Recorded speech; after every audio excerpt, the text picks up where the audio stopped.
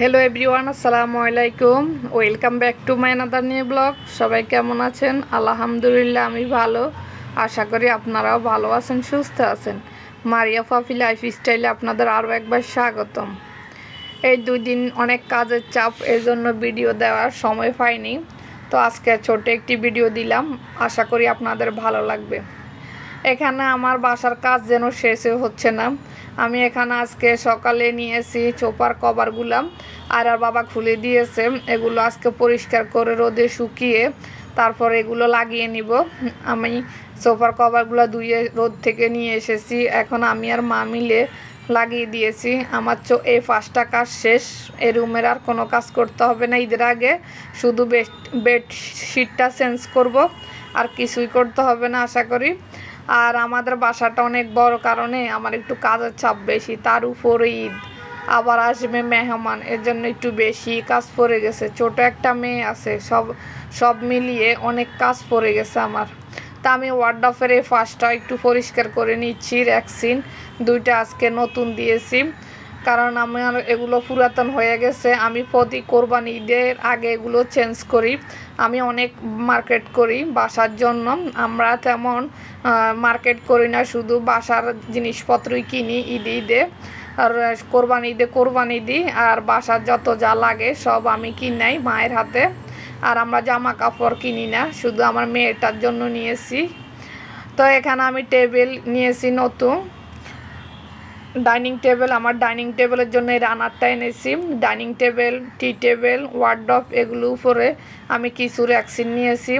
এগুলো ঈদের আগে আমি সুন্দর করে সব কিছু পরিষ্কার করে আস্তে আস্তে দিয়ে দিচ্ছি, কারণ ঈদের বাকি তো বেশি নেই, আমার খুব কমই আছে। এর ভিতর আমার মশলা করতে হবে, এখনও টুকিটাকি কিছু বাজার আছে।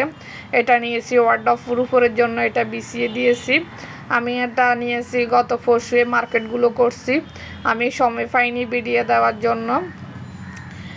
আমি আস্তে আস্তে এর জন্য মার্কেট করে এনে আস্তে আস্তে সবগুলো শেষ করতেছি কাজ। আমার মেয়েও আমাকে একটু সময় দিচ্ছে। আমার মেয়েটার ঠান্ডা লেগে গেছে, অসুস্থ, এর জন্য মেয়েটা একটু জ্বালায়। আর না হলে আল্লাহর রহমতে সব দিক দিয়ে ভালো আছে। আর এটা নিয়েছি আমি টি টেবিলের জন্য র্যাকসিনটা। টি টেবিলের র্যাকসিন আছে নতুনে, কিন্তু মেয়ে ওটা বারবার ফেলে দেয় উপরে উঠে। এটা একটু বাড়ির থেকে এনেছি যেন ও না ফালাইতে পারে, এজন্য এটা নিয়েছি। কাপড় আর পাতলা একটা র্যাকসিন আছে, কিন্তু বারবার ওটা ফেলে দেয়, ও ওখানে উঠে। দেখি এটা ফালাইতে পারে কিনা, এটা একটু বাড়ি দেখে এনেছি। মেয়ে তো ছোট, এই জন্য কিছু বলতেও পারি না। ও একটু এখন সব কিছু বুঝে, নিজে হেঁটে হেঁটে সব কিছু করতে পারে নিজে নিজে, এজন্য আমাদেরকে জিজ্ঞেস করে না কিছু করার আগে। এটা নিয়েছি আমার ডাইনিং টেবিলের জন্য। আমার ডাইনিং টেবিলের জন্য আমার এখনও কিছু কেনাকাটা বাকি আছে। আমি নতুন ডাইনিং টেবিল এনেছি। আগের যেটা এনেছি ওটা ছোট 4 চেয়ারের, এটা 6 চেয়ারের। আমরা তো মানুষ 6 জন। আর এখানে 2টা পট নিয়েছি, এগুলো আটা ময়দা রাখার জন্য। আমার আগেরগুলো ইঁদুরে কেটে নিয়েছে।